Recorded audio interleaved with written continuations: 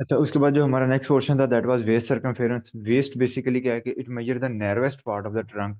जब भी आप एक पर्सन को खड़ा करते हो तो उसका नैरोएस्ट पार्ट है। नैरोएस्ट पार्ट से क्या मुराद है कि कभी आप देखेंगे तो इस तरह करके जो है ना वो पेट के पास बॉडी बनी होती है, ठीक है। तो ये जो कमर का ये नैरोएस्ट पार्ट होता है इसको आप क्या कहते हैं, वेस्ट कहते हैं, ठीक है। और ये जरूरी होता है waist to hip ratio calculate करने के लिए, ठीक है। इंस्ट्रूमेंट इसके अंदर जो हमें चाहिए that is simply non stretchable tape. Non stretchable tape ऐसी जो कि खींची ना जा सके लेकिन फ्लेक्सिबल हो, ठीक है। प्रोसीजर इसका ये है कि आप उस बंदे को इरेक्ट सीधा खड़ा करेंगे, क्लोथिंग कम से कम होगी, ठीक है।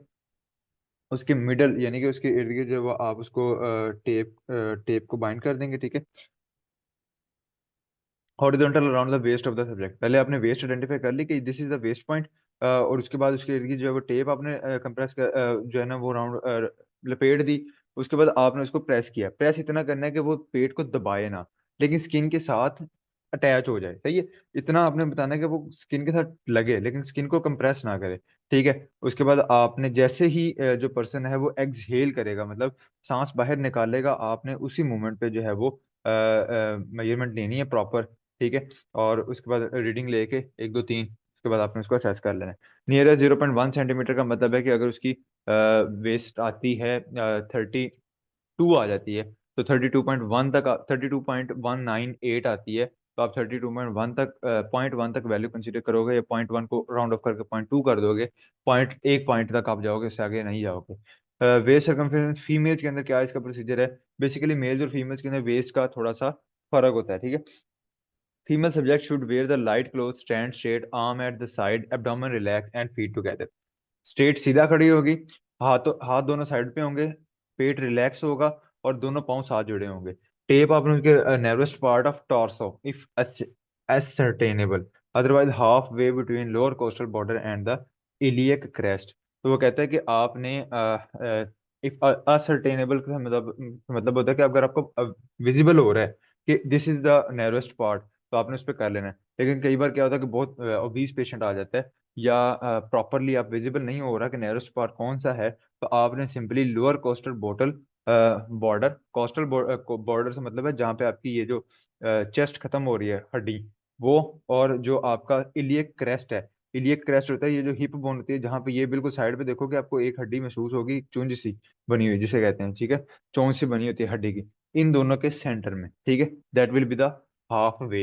Ensure that tape does not compress skin. बाकी वो पॉइंट वही है। जैसे ही वो एक्सहेल करेगा, नॉर्मल एक्सहेल करनी है।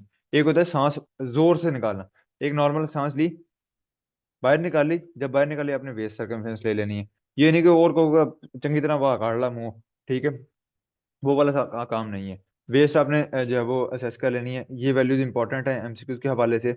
मेन के अंदर अगर 94 सेंटीमीटर से कम और या 94 सेंटीमीटर के इक्वल वेट जो है वो आती है, जिसे मैंने अभी 32 इंच की मिसाल देनी थी, सॉरी, लास्ट टाइम पे, लेकिन वो सेंटीमीटर में जो आनी है 94.1 सेंटीमीटर फर्ज कर लो आ जाती है, ठीक है। तो .1 तक आप कंसीडर करते हो वैल्यू को। 94 सेंटीमीटर से कम या 94 सेंटीमीटर है और फीमेल के अंदर 80 सेंटीमीटर से कम या 80 सेंटीमीटर वैल्यू है, तो इसका मतलब है कि वेस्ट जो है वो नॉर्मल है। इसी तरह बाकी वैल्यूज जो है वो उन्होंने मॉडरेट और हाई दी हुई हैं कि इतने इससे ज्यादा हाई हो जाए, अगर एक से दो से ज्यादा आ जाए तो इसका मतलब है कि रिस्क लेवल हाई है। रिस्क किसका? मेटाबॉलिक डिसऑर्डर्स का। ओबेसिटी तो है ही है, उसके अलावा बहुत सारी जो कार्डियोवास्कुलर डिजीज हैं, दिल की बीमारियां हैं, डायबिटीज हैं, या इस तरह की मेनली जो दिल की बीमारियां हैं, उनका जो है वो रिस्क जो है वो बढ़ जाता है। इसके बाद हमारे पास आ जाती है हिप सर्कमफेरेंस। अच्छा, इसके अंदर जो है साइड पे एक ये भी बना हुआ है, इसके अंदर थोड़ा सा फर्क उसने बताया हुआ है बेसिकली कि डब्ल्यू एच ओ के मुताबिक वेस्ट ये है। एक NIH लिखा हुआ है, नेशनल इंस्टीट्यूट ऑफ हेल्थ, उसके मुताबिक वेस्ट यहाँ पे होती है। तो आपने जिसके हिसाब से वेस्ट मेजरमेंट करनी है उसी के हिसाब से अपने स्टैंडर्ड यूज करने हैं। डब्ल्यूएचओ के अपने स्टैंडर्ड होंगे, उन्होंने इसके हिसाब से स्टैंडर्ड लिए हुए हैं, और NIH के अपने स्टैंडर्ड होंगे, उन्होंने अपने हिसाब से स्टैंडर्ड लिए हैं। तो आप जिस भी वे से मेजर कर रहे हैं उस हिसाब से करना है, क्योंकि हमने डब्ल्यूएचओ के हिसाब से पढ़ा है नैरोस्ट पार्ट वाला बात, तो ये डब्ल्यूएचओ के ही हम जो है वो स्टैंडर्ड इस्तेमाल कर रहे होते हैं, ठीक है। उसके बाद आ जाती है हिप सर्कमफेरेंस। ये भी वैसे ही है, इसका प्रोसीजर पे आते हैं डायरेक्टली। यहाँ पे आते हैं maximum protuberance of the buttock is measured in hip circumference. कि हिप सर्कमफेरेंस का जो पॉइंट है वो बेसिकली वहाँ वहाँ होता है कि जब आप जो बटक हैं, जो बम्स हैं, वो जहाँ सबसे बाहर निकले हुए हैं, सबसे जो ब्रॉडेस्ट पार्ट है उसका, यानी कि आपने असेस करना है कि जो ऐसा वो वाला पोर्शन जहाँ से जो बैक साइड है वो मैक्सिमम बायर है, ठीक है, उस पॉइंट के इर्द गिर्द आपने टेप को जो है वो रैप करना है और उसके बाद उसकी असेसमेंट लेनी है। तो व्हाट वी गॉट इज कि waist is the narrowest part of the abdominal region, while जो हिप सर्कमफेरेंस है that is the broadest part of the buttock region, ठीक है। उसको लाइट क्लॉथ्स पहनाने हैं, इसके अंदर सारा सारा सेम टू सेम, उसके अंदर और कुछ भी नहीं है फर्क आ रहा है, जैसे ऊपर वाला किया वही नीचे वाला। मिड अपर आर्म सर्कमफेरेंस के अंदर आ जाओगे तो mid upper arm circumference is the circumference of the left upper arm. देखो किस इसके अंदर कौन सी आर्म आई है, लेफ्ट, राइट नहीं है, तो left is the main keyword over here, इसको भी आपने ध्यान में रखना है। क्योंकि राइट और लेफ्ट के अंदर क्या फर्क आ जाता है, देखो लेफ्ट जो है वो इस्तेमाल होती है नॉर्मल थोड़ा बहुत काम करने के लिए, ठीक है, लेकिन राइट हैंड आपका स्ट्रांग हैंड होता है, आप मैक्स बहुत ज्यादा काम करते हो, ठीक है। तो आपने लेफ्ट आर्म पे करना है, और अगर कोई लेफ्टी है जो लेफ्ट हैंड से सारे काम करता है, कोई राइटिंग काम सारे लेफ्टी होते हैं, उनके राइट हैंड पे आप चेक करोगे, लेकिन वो आपको बाद में बताया जाता है बुक के मुताबिक। आपने मेन जो पॉपुलेशन है, क्योंकि वो राइट हैंड से अपने सारे काम कर रही होती है, तो आपने लेफ्ट हैंड वाली साइड की जो है वो उस तरफ से लेना है, क्योंकि वो आपको नॉर्मल बताएगा।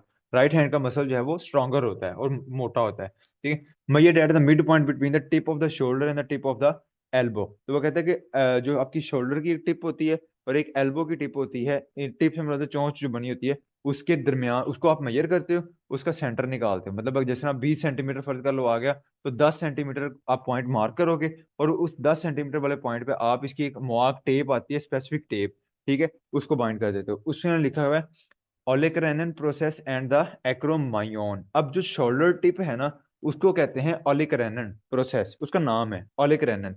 और जो आपकी एल्बो की टिप होगी, इसको एक्रोमायोन कहते हैं, ठीक है। तो ये उनके नाम दिए हुए हैं।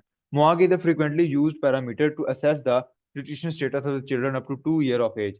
तो 2 साल तक के बच्चों के लिए ये असेस कि उनके अंदर वेस्टिंग, बेसिकली मसल वेस्टिंग, क्योंकि आप मसल से चेक करते हो, तो उसको असेस करने के लिए ये एक अच्छा टूल है, और बाकी एंथ्रोपोमेट्रिक मेजरमेंट की निस्बत ज्यादा बेहतर है, ठीक है, क्योंकि muscle is the first thing that will be lost. Weight बाद में कम होना शुरू होता है, मतलब एक थोड़ा बहुत तो कम होगा, लेकिन वेट जो है वो और वजह से भी, फैट मास कम हो रहा है तो भी वेट कम हो सकता है। लेकिन अगर आप ये वाला जो मॉक करते हो, तो इसको आप इससे आपको प्योरली पता चलता है कि मसल मास कितना लॉस हो रहा है, ठीक है। नॉन स्ट्रेचेबल टेप है। To determine the mid point, सबसे पहले आपने क्या करना है, मिड पॉइंट को आइडेंटिफाई करना है। उसके लिए आप क्या करोगे, सब्जेक्ट की आर्म को स्ट्रेट करोगे, उसको बेंट करवा दोगे 90 डिग्री एंगल, राइट एंगल का मतलब है 90 एंगल, जैसे ये बेंट हुई हुई है, ठीक है, ये उसकी बाजू है यहाँ से, और ये उसने 90 डिग्री का एंगल उसको बेंट किया हुआ है, ठीक है। अब आपने touch the fingertip and mark the 2 point, the acromion and the olecranon process. वही शोल्डर टिप और एल्बो टिप है, उसको आपने मार्क कर देना है कि ये शोल्डर टिप है, वो चेक कर लेनी है कि यहाँ पे है, ठीक है। उसके बाद आपने उन दोनों के दरमियान इंची टेप से जो है वो डिस्टेंस मेजर करना है, ठीक है, और डिस्टेंस मेजर करके उसका हाफ कर देना है। जो हाफ आएगा ना, जैसे 20, पहले टोटल मेजर किया तो 20 सेंटीमीटर आया, तो उसमें से हाफ किया तो 10 आ गया। अब 10 सेंटीमीटर वाले पॉइंट पे आपने मार्क की एक स्पेशल टेप आती है, ठीक है, ये छोटी सी होती है, जिसने ये उसने पकड़ी हुई है, यार उसको वो आपने देखा भी होगा कई बार, जिस तरह एक वो नहीं होता, लॉकर होते हैं, लॉक वाइट कलर के कई, यार मैं कैसे समझाऊं, व्हाइट कलर के ना लॉक होते हैं, वो एक इसमें चेन की तरह के होते हैं, किसी चीज को पैक करना तो उसको बस खींचते हैं तो वो एक बार लॉक कर देता है, मतलब वो अपने अंदर ही लिपट जाता है। उसी तरह की ये टेप होती है, एक दूसरे इसके अंदर क्या होता है कि एक लंबी टेप है, एक तरफ इसके सुराख होता है, तो जो दूसरा एंड है ना टेप का, वो उसके अंदर से घुस सकता है, ठीक है। तो आप इस तरह दोनों को, जिस तरह हम शार्पर की गिरा बांधते हैं, तो एक दूसरे को उसके अंदर फंसा के उसका खींचते हैं ना, तो इस तरह इस टेप के अंदर एक दूसरे से ये गुजर जाती है, ठीक है, और इसको जो है वो हम टेप को खींच सकते हैं, ठीक है, तो वो लिपट जाती है उसके इर्द गिर्द। तो उसके अंदर इसके ऊपर स्केल बने होते हैं, मैं आपको दिखा भी देता हूँ यहाँ पे।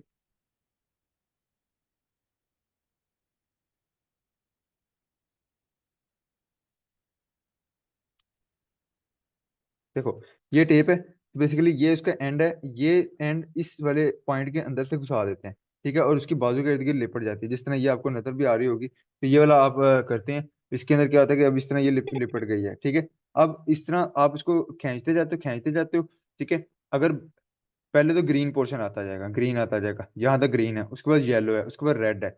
अब जो ग्रीन जब तक रहेगा ना, इस पट्टी के अंदर, अगर आपको उसकी बाजू के इर्द गिर्द आपने लपेट दिया है, अब जितनी देर आपको इसके अंदर ग्रीन नजर आता रहेगा, उसका मतलब है कि द पर्सन इज नॉर्मल। जैसे ही येलो शुरू हो जाएगा, इसका मतलब ये जैसे ये येलो का पोर्शन नजर आ रहा है, इसका मतलब है कि वो मॉडरेटली मैल नॉरिश्ड है, वो मॉडरेट स्टेट पे दरमियान में है, मैल नॉरिशमेंट उसकी स्टार्ट हो चुकी है। लेकिन अगर रेड आ जाएगा तो इसका मतलब है कि वो सीवियरली मैल नॉरिश्ड है, मैम एंड सैम, ठीक है। मॉडरेटली मैल नॉरिश्ड है, और अगर रेड आ गया, रेड इस पट्टी में आपको शो होना शुरू हो गया, तो इसका मतलब ये है कि वो क्या है, सीवियरली मैल नॉरिश्ड है, ठीक हो गया। उसके बाद आपने उसको कह देना कि मतलब आपने पहले आपने बेंड करवाई ताकि आपको दोनों पॉइंट विजिबल हो जाए, ये दोनों पॉइंट विजिबल हो गए। उसके बाद ये सेंटर पॉइंट आपने फाइंड कर लिया, अब उसको कह देना कि वो अपनी बाजू सीधी कर ले। सीधी करके आपने ये टेप जो है वो रैप करके और मिड पॉइंट के ऊपर टेप रैप की, और उसको स्लाइटली जो है ना वो रैप करके थोड़ा सा स्किन को जैसे टच कर जाए, प्रेस ना करे स्किन को, सिर्फ टच करे, ठीक है। और फिर आपने मेजरमेंट ले लेनी है, ठीक हो गया। ये उसने रेफरेंस दिए हमें, देखें। भाई मेरी लाइट ऑफ हो गई थी। रिकॉर्डेड सुन लेना, इतना सा पोर्शन रिकॉर्डेड सुन लेना। मार्क अगर मेल और फीमेल के अंदर है, ओके। मतलब अडल्ट जो हैं उनमें अगर 23 से ज्यादा आ रहा है और फीमेल में 22 से ज्यादा है, तो वो नॉर्मल है। बच्चों के अंदर 6 से लेके 60 मंथ, यानी कि 6 माह से लेके तकरीबन 5 माह तक के, 5 साल तक के जो बच्चे होते हैं, उनमें अगर लेस देन 11.5 है, तो वो सीवियरली एक्यूट मैल न्यूट्रिशन है, यानी कि सीवियर उसके अंदर मैल न्यूट्रिशन हुई है। और अगर उसके अंदर लेस देन 12.5 है, तो वो मॉडरेट एक्यूट है। इसका मतलब है 11.5 से लेके 12.5 तक जो है वो मॉडरेट वैल्यू है, ठीक है। 12.5 से ऊपर चले जाते हैं तो वो नॉर्मल है, और 11.5 से नीचे आ जाते हैं तो वो स्फीयर मैन एक्यूट मैग्नेटिज्म, ठीक है।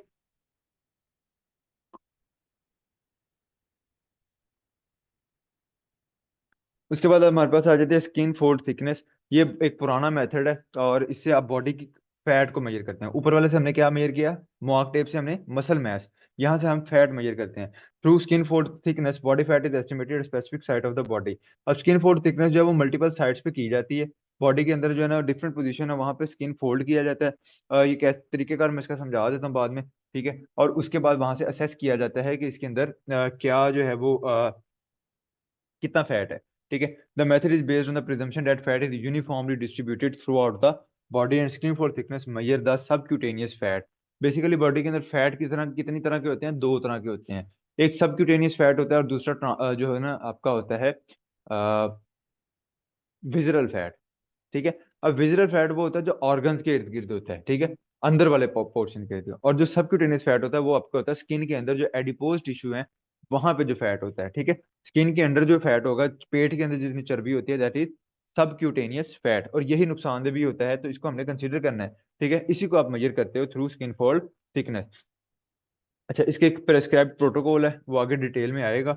और जिसके जरिए आप जो है वो आपको जो बॉडी फैट आप मेजर कर लेते हो, जो वैल्यू यहाँ से लेते हो, उसके बाद उसको फार्मूला फार्मूला में लगाते हो, और उस फार्मूला से आप कैलकुलेट करते हो कि इस बंदे का टोटल फैट कितना है।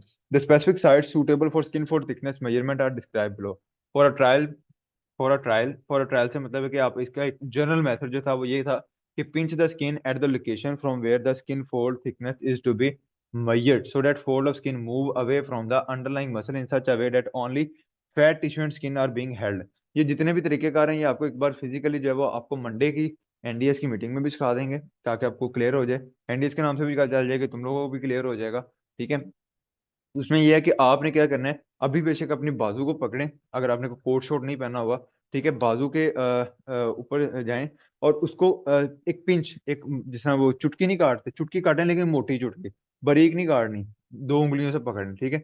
अब उसको जब आप होल्ड करेंगे ना, तो आपको महसूस होगा कि आपको पेन हो रही है, ठीक है। जब तक पेन हो रही है इसका मतलब है मसल आपके हाथ में है अभी, ठीक है। तो आप इसको पेन कम होगी, थोड़ा सा छोड़ दें और थोड़ा सा कम हिस्से को पकड़ें, ठीक है। तो एक पोर्शन आता है कि आपको जो है ना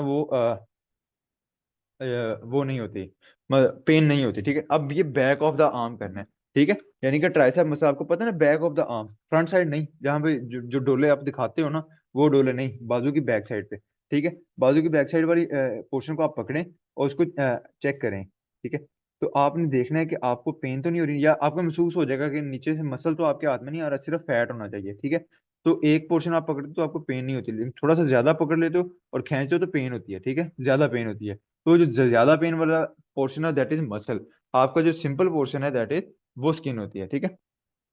उसको आपने होल्ड कर लेना है, और उस पोर्शन को आपने होल्ड करके रखना है। उसके बाद आपने एक स्पेशल कैलिपर होता है, जिस तरह आपने वर्नियर कैलिपर देखे हैं ना, ये हमारे पास इस तरह का एक स्पेशल कैलिपर होता है। तो उसने स्किन को होल्ड किया पहले, इस तरह मसल ये इकट्ठा हो गई स्किन। अब इसके अंदर मसल नहीं है, ठीक है, खाली स्किन है। इसको वो एक स्केल, ये हमारे पास special type of vernier calliper है, उसको वो होल्ड करेगा और उसके हिसाब से वैल्यू ले लेगा, ठीक है। इस तरह वो वैल्यू लेता है। अब ये कितनी साइड से ली जा सकती है, वो सारी साइड्स उसने यहाँ पे ली हुई हैं। ट्राइसेप है, यानी कि back of the upper arm, pectoral the mid chest, just forward of the armpit, ठीक है। Mid chest, just forward of the armpit, यानी कि आपके ये जो एक पर्सन है उसकी बगल है, बगल के बिल्कुल नीचे वाला जो पोर्शन होता है, मिड चेस्ट वाला पॉइंट, मिड चेस्ट, चेस्ट के सेंटर में, बगल के नीचे वो वाला पॉइंट होता है, वो that is pectoral sub scapular beneath the edge of the shoulder blade, जो आपके पीछे कमर के ऊपर शोल्डर ब्लेड होते हैं, जो ये जो दो बने होते हैं, इसके बिल्कुल एज, एज मतलब इसके नीचे से, इसके बिल्कुल नीचे से आप पॉइंट ले सकते हो। Mid axilla, mid line of the side of torso. Mid axilla जो बेसिकली टॉर्सो आपका क्या है, ये जो पेट है ना इसकी साइड, ये मैं ऊपर हमने देखा भी था मेजरमेंट लगी हुई, ये ये बना हुआ है ना, ये आपको शो हो रहा होगा। तो ये वाला जो पॉइंट है, यहाँ से आप जो है इस पॉइंट से, ये जहाँ पे उसकी बेल्ट सी बंधी हुई है ना, इस वाले पॉइंट से जो है ना आप लेते हो, ठीक है। ये वाला पॉइंट, ये जो मैंने दिखाया है, तो इस पॉइंट से आप इसे लेते हैं, इसको आप कहते हैं मिड एक्जिला। किधर गया? हाँ। उसके बाद हमारे पास एब्डोमेन आ जाता है, near near to the belly button, यानी कि जो आपके नाफ है उसके बिल्कुल साथ से आप ले सकते हो value. Super iliac, just above the iliac crest of the hip bone, ये बैक साइड ऑफ जहाँ पे, यानी कि आपने मिड एक्सिला लिया है ना, तो उसके बैक साइड पे चले जाओ, उसके उसी के साथ साथ पीछे साइड पे चले जाओ, उसको कहते हैं इलियक क्रेस्ट। और उसके ऊपर जो हिप बोन की जो इलियक क्रेस्ट है, उसके ऊपर से आपने वैल्यू लेनी है, ठीक है। बिल्कुल हिप हिप के ऊपर से, बैक साइड से, रीढ़ की हड्डी के साथ से, ठीक है। और quadricep middle of the upper thigh, जो अपर थाई है, यानी कि सामने वाली जो थाई बोन है, वहां से उसकी मिडल से, ठीक है। अपर थाई जो है वो सामने वाली साइड है, उसके दरमियान में आपने वहां से जो है इसी तरह वैल्यू ले सकते हो। तो ये 7 साइड है, ये आपने याद रखनी है, ठीक है। ये भी पूछी जा सकती होती है पेपर के अंदर कि कौन कौन सी साइड से मिड फो अपर आर्म सर्कमफ्रेंस लिया जा सकता है। उसके बाद उसी के अंदर एक टॉपिक है ट्राइसेप स्किन फोल्ड थिकनेस, वो जो पहली वैल्यू थी ना, उसी को उसने एक्सप्लेन किया हुआ है। वो सारा तरीकेकार वही है जो पहले बताया हुआ है, कोई ऐसे ऐसे डिफरेंस नहीं है। अगर आपको कुछ मतलब लगे कि नहीं समझ आ रहा, तो आप मुझे बता दीजिएगा, मैं आपको उसी के अंदर कंसीडर करवा दूंगा। अब ये हमारी अडल्ट्स की भी हो गई हैं, हमारी जो है वो बच्चों वाली भी हो गई हैं। अब हमारा जो नेक्स्ट पोर्शन है, that is our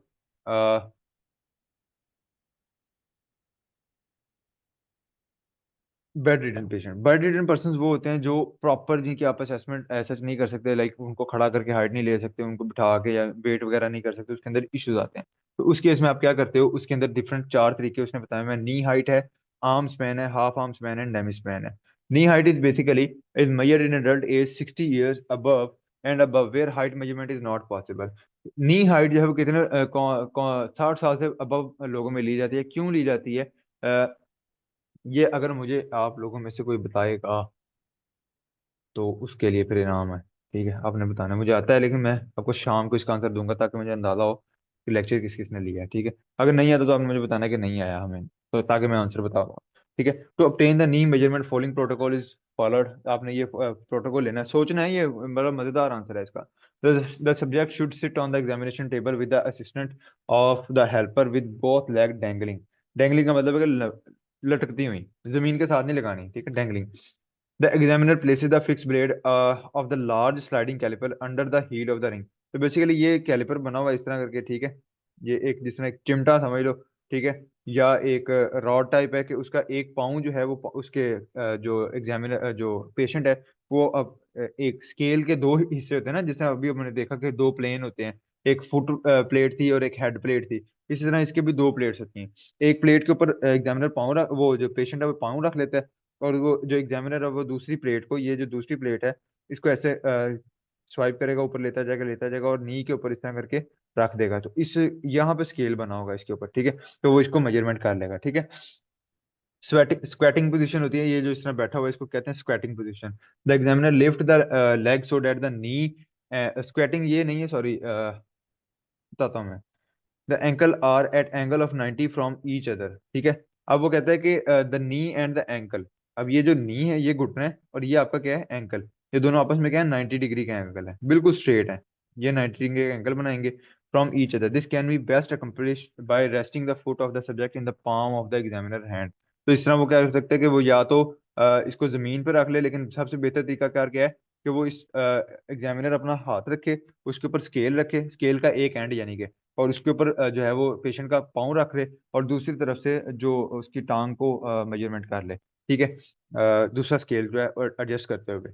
the movable blade of the caliper is placed on the anterior surface, anterior कहते हैं सामने वाली या ऊपर वाली सरफेस के ऊपर वो रखेगा राइट थाई, जो राइट साइड की थाई है, above the condyle, round above the prominence at the end of the bone. Condyle कहते हैं राउंड एंड, यानी कि अगर आप देखते हो तो घुटने के बिल्कुल आपको सबसे एक प्रोमिनेंट पार्ट नजर आता है, जो कि जहाँ से हड्डी एंड हो जाती है, ठीक है, उसके ऊपर आपने इस पॉइंट को स्टेबल करवाना है। कौन सी हड्डी? फ्यूमर। फ्यूमर बेसिकली आपकी ये जो होती है, क्या कहते हैं, पिंडली। पिंडली के अंदर जो दो हड्डियां होती हैं उनमें एक हड्डी जो है फेमर होती है, अबाउट 2 इंचेस अबव द पटेला। पटेला किसे कहते हैं? जो ये घुटने वाली जो गोल सा ऊपर ढक्कन सा पड़ा हुआ है ना, इसको पटेला कहते हैं, ठीक है। तो इससे 2 इंचेस जो है ना अबव आपने इसको प्लेस करना है। फीमर, सॉरी, ये वाली हड्डी, मैं पिंडली कह रहा हूँ, पट की जो हड्डी है पट के अंदर होती है, ठीक है। The shaft of the caliper is held parallel while the pressure is being exerted to compress the tissue।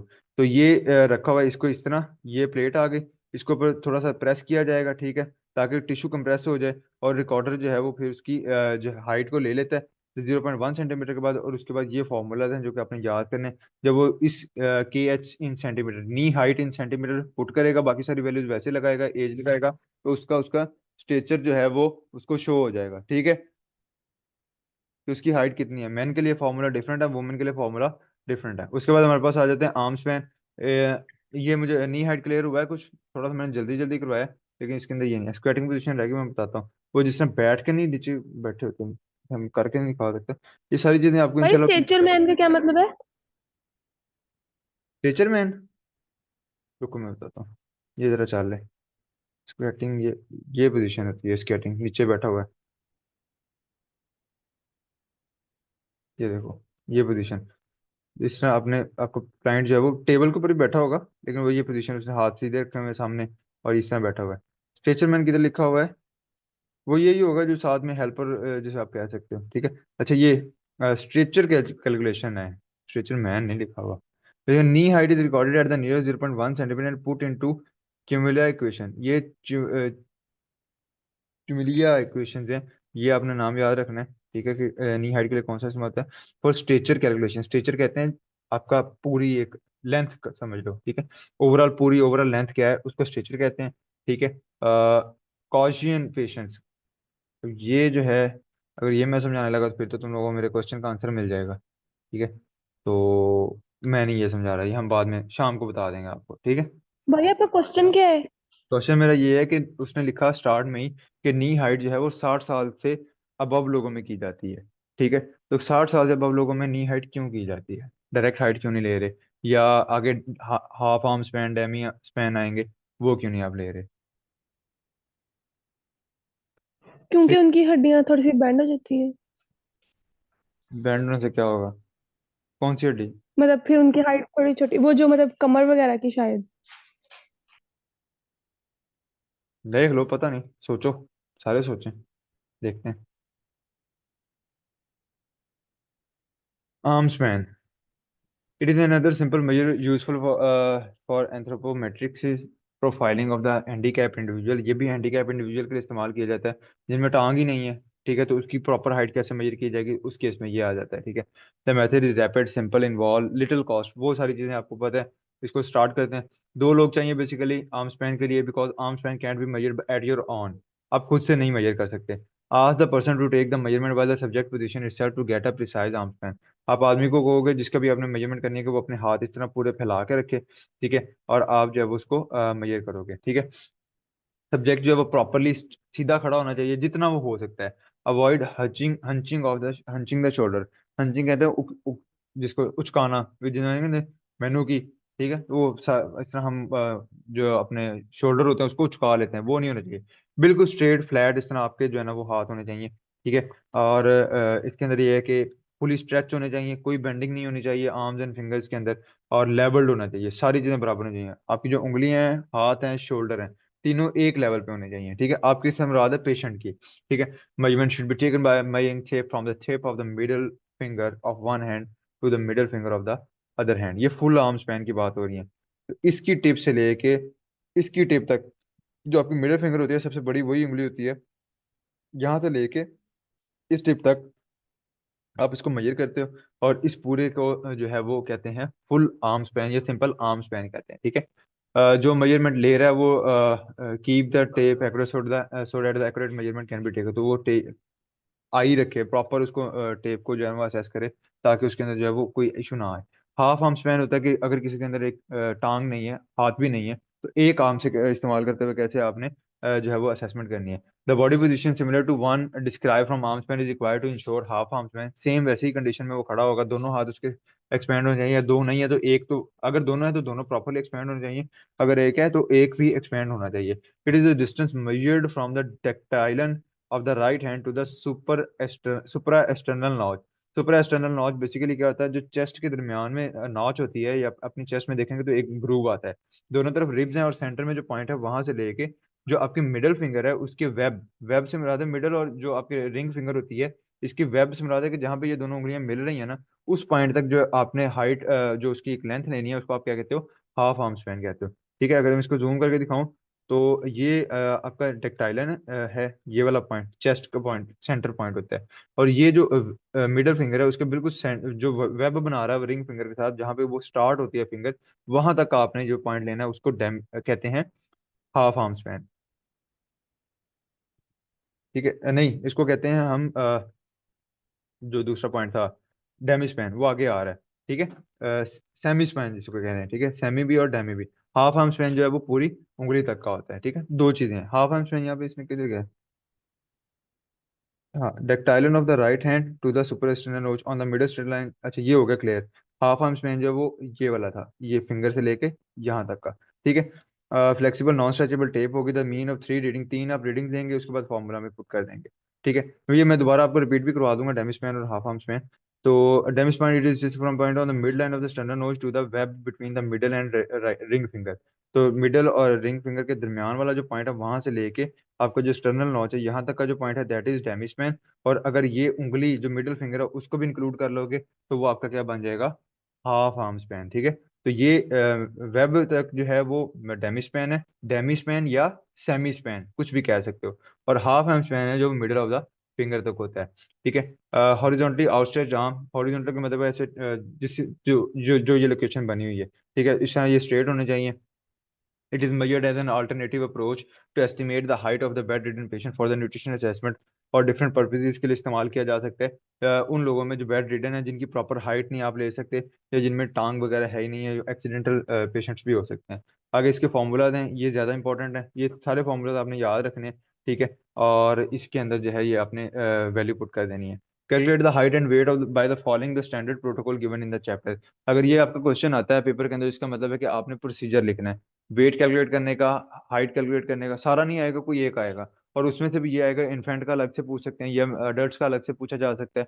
इस तरह वेट के अंदर इन्फेंट और अडल्ट का अलग से पूछा जा सकता है। आपको पता होना चाहिए कौन सा इंस्ट्रूमेंट किसके लिए है, स्टेडियोमीटर क्या है, इन्फेंटोमीटर क्या है। ठीक है। वेट के हवाले से अगर इन्फेंट्स का वेट की आप बात कर रहे हैं तो उसके अंदर क्या कंसिडर जो है वो कौन सा टूल इस्तेमाल होना है, अडल्ट के लिए कौन सा टूल इस्तेमाल करना है। दोनों के अलग अलग प्रोसीजर हैं, अलग अलग मेथड हैं, वो सारा आपको अलग अलग क्लियर होना चाहिए, ज़्यादा मुश्किल नहीं है। Calculate the waist and hip circumference, तो ये आपने अब इसके अंदर क्या लिखना है, ये भी वही मेथड है कि वेस्ट कैसे कैलकुलेट करनी है। इसके अंदर सबसे मेन पार्ट जो है वो उसका ये होगा कि उसके प्रोटोकॉल्स क्या हैं। वेस्ट होती कहाँ पे है, ठीक है, नैरोएस्ट पार्ट है। हिप कहाँ पे है, ब्रॉडेस्ट पार्ट है। कहाँ पे मेल मेल फीमेल की जो वेस्ट है वो क्या होती है, मेल की फीमेल का जो मेल की वेस्ट है वो कहाँ पे होती है, वो सारा कुछ आपने बताना है। ठीक है। Calculate the mid upper arm circumference method है skin fold thickness and tricep thickness. अब स्किन फोल्ड थिकनेस और ट्राइसेप थिकनेस के अंदर क्या है कि आप स्किन फोल्ड थिकनेस की एक जर्नल आंसर दोगे और सारा ट्राइसेप थिकनेस लिख दोगे, तो आपका प्रॉपर जो है वो क्वेश्चन क्लियर हो जाएगा। Calculate the Demi span of a bed ridden person. अब ये बेड रिडन पर्सन है, इसका डेमी स्पैन आप कैलकुलेट कर सकते हो। अब इसके अंदर क्या है कि ये जो डेमी स्पैन वाले हैं ये ज्यादातर आते हैं न्यूमेरिकल की फॉर्म में, सेमी स्पैन, डेमी सेमी या डेमी स्पैन है, हाफ आर्म स्पैन है, या फुल स्पैन है, और इस तरह नी हाइट है। इसमें क्या किया जाएगा, आपको नी हाइट बता दी जाएगी और कहा जाएगा कि इसकी प्रॉपर हाइट कैलकुलेट करें इसको इस्तेमाल करते हुए। तो when you will be able to remember the formulas, then you will be able to solve the question. ठीक है, अगर आपको फॉर्मूलाज प्रॉपर नहीं आते तो इसका मतलब है कि फिर आप क्वेश्चन सॉल्व नहीं कर पाओगे। पर numericals are usually the part of the practical portion. Theory के अंदर कम आते हैं लेकिन आ सकते हैं। ठीक है, तो आपने इसको कंसिडर करना है। बाकी इसके अंदर आगे जब चैप्टर आएंगे उनमें बहुत मजेदार न्यूमेरिकल और लंबे लंबे न्यूमेरिकल्स हैं, तो वो हम साथ साथ करेंगे। इसकी जितनी भी प्रैक्टिकल डिपिक्शन है we will do that in the Monday class. Monday के अंदर क्योंकि हमें क्लास के अंदर अवेलेबिलिटी नहीं है, तो आई प्रेफर कि हम डेयरी रूम में कर लें। ठीक है, डेयरी रूम में जैसे एनडीएस की मीटिंग होती है तो उसको हम टॉपिक देंगे assessment a part of nutrition. ठीक है, और उसको एज अ पार्ट हम इन पोर्शन को एटलीस्ट कवर करने की कोशिश करेंगे। ठीक है, हाइट कैसे लेते हैं, वेट कैसे लेते हैं, बाकी सारी चीज़ें कैसे करते हैं, उन सारी चीज़ों को I will do the practical. ठीक है, अब उसकी जो कैपेसिटी है वो 50 की है, तो हम 2 दिनों में इस पार्ट को कवर करेंगे। एक दिन एक आ जाए, अगले दिन दूसरा पोर्शन आ जाएगा। If you have any question right till now you can ask. ठीक है भाई जी। वो टेप में समझ नहीं, वो जो मिड अपर आर्म सर्कमफेरेंस है ना, वो आपने मुझे उसका थोड़ा समझ नहीं आई। कौन सी भाई टेप वाले? एक मिनट, पहले पहला क्वेश्चन मेरे को क्लियर करने दो। क्या वो क्या? मिड अपर, हाँ जी, वो बेसिकली बच्चों टेप होती है जिसके अंदर 3 पोर्शंस बने होते हैं। अब उसके अंदर क्या होता है, सेक्शन बना होता है। ठीक है, स्क्वायर पोजीशन में ये इस तरह करके ये टेप होती है। ठीक है, अब ये स्ट्रेट टेप है, इस तरह बिल्कुल सीधी टेप होती है। ठीक है, ये भी आपको नजर आ रही होगी। तो इसको आप राउंड करोगे और इसके अंदर से गुजार दोगे। जैसे ये उसने, ये अब सीधी टेप थी, ये उसने इस तरफ से गुजारी है और दूसरे सुराख से निकाल दी है। अब ये बाजू के इर्द गिर्द लिपेटी हुई है, तो इसको वो खींचता जाएगा, खींचता जाएगा, खींचता जाएगा। अब जिसकी बाजू बहुत कमजोर होगी तो ये रेड पोर्शन आ जाएगा, डेफिनेट है ना। पहले ये ग्रीन पोर्शन उसके अंदर से गुजर जाएगा, फिर इस तरह ये येलो पोर्शन गुजर जाएगा, फिर रेड आ जाएगा। तो जितनी पतली बाजू उतना ये वैल्यू है ना वो कम आएगी। बेसिकली इधर से शुरू हो रही है 0, ये लिखा है 6 7 8 9 10 11। ठीक है, और ये लिखा हुआ है इस तरह, ये इसने वैल्यू दी हुई है आगे। ठीक है, तो ये इस तरह ये चलती हैं। ठीक है, ये बेसिकली उसने ना यूनिट कोई और इस्तेमाल किया हुआ है, हमारा यूनिट और है। ठीक है, तो आप सेंटीमीटर में जब देखोगे तो वैल्यूज डिफरेंट होंगी यहाँ पे। बहरहाल जो भी है, टेप जो अवेलेबल होती है वो टेप टेप भी इंशाल्लाह ले आऊंगा तो आपको समझ आ जाएगी। तो टेप आप इस तरह लपेट देते हो, और इस पोर्शन में ये एरो बने हुए हैं, ये 2 एरो, इस पॉइंट पे जो वैल्यू आ रही होती है वो आप कंसीडर करते हो, वो उसकी मिड आराम सर्कमफेरेंस होता है। और कलर देने का पर्पज ये होता है, वैसे तो आपको वैल्यूज याद होनी चाहिए ना, कि 11.5 से 12.5 के दरमियान अगर वैल्यू आती है तो दैट मीन्स कि वो मॉडरेट है, मॉडरेटली एक्यूट मेलनोरिश है। लेकिन जो आजकल की टेप्स आती हैं दे आर कलर्ड, आप सिर्फ कलर देख के बता सकते हो नॉर्मल है, मॉडरेट है या सीवियर है। क्लियर है? यस। Next question please.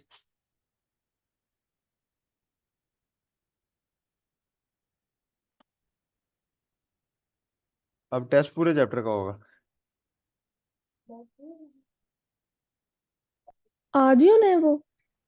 नहीं नहीं, कल आप तक था ना। आप तो पिछला था ना, तो वो तो हो गया ना। अब नेक्स्ट आपका टेस्ट होगा। नहीं, हमने पिछले हफ्ते दिया ही नहीं है। क्यों नहीं दिया? फाइन होगा वो सारों को।